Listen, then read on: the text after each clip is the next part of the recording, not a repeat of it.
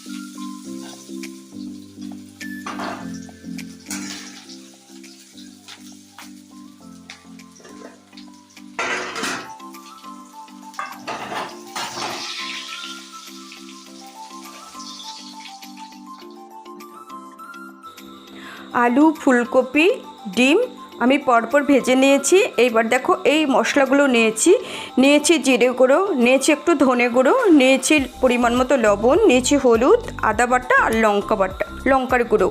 এখন এগুলোকে যেহেতু গুঁড়ো মশলা, ওর জন্য আমি জলের সাথে একটু মাখিয়ে নেব। মাখিয়ে নিয়ে তারপরে তেলে দিয়ে দেবো। তো তেলে দিয়ে দিলাম। এইবার আমি ভেজে রাখা আলু আর ফুলকপিটা এর মধ্যে দিয়ে দেবো।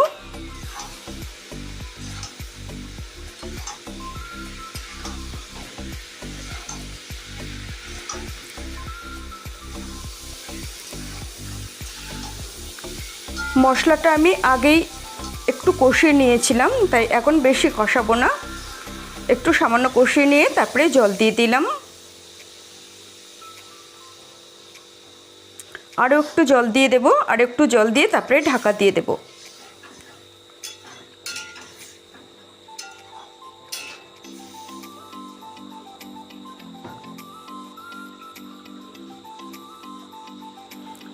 তো অনেকগুলো কপি এবং আলু দেওয়া হয়েছে, তো তার জন্য ঝোলটা একটু বেশি দিয়েছি, ঢাকা দিয়ে রেখে দিয়েছি।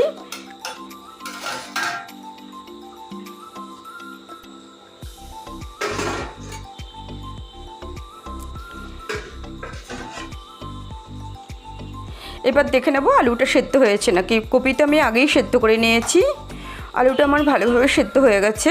এবার আমি ভেজে রাখার ডিমটা দিয়ে দিচ্ছি।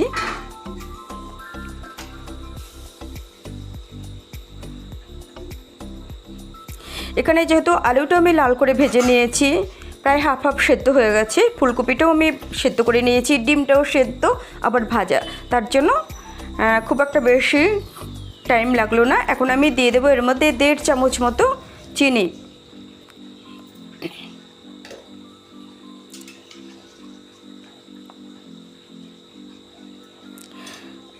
তারপরে এখন আমি দিয়ে দেব গরম মশলা, গুঁড়ো গরম মশলা দিয়ে দিলাম।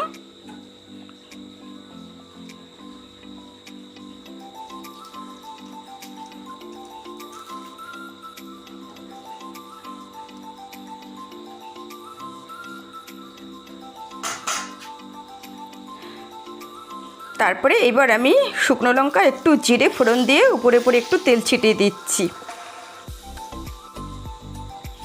তো বন্ধুরা, আজকের রেসিপিটা তোমাদের কেমন লাগলো? আলু আর ফুলকপি দিয়ে নিরামিষ ডিমের ঝোল, পাতলা করে নিরামিষ ডিমের ঝোল। তো তোমরা আমাকে কমেন্টস করে জানিও, তোমরা হয়তো ভাবছো ডিমের ঝোল পাতলা করে রসুন পেঁয়াজ ছাড়া সেটা খেতে কেমন লাগবে। তো বন্ধুরা, তোমরা একবার ট্রাই করে দেখো, আমি বেশ কয়েকবার করেছি, আমার তো খুব ভালো লাগে। তো যাই হোক, তোমরা সবাই অনেক অনেক ভালো থেকো, সুস্থ থেকো, দেখা হবে নেক্সট রেসিপিতে। টাটা।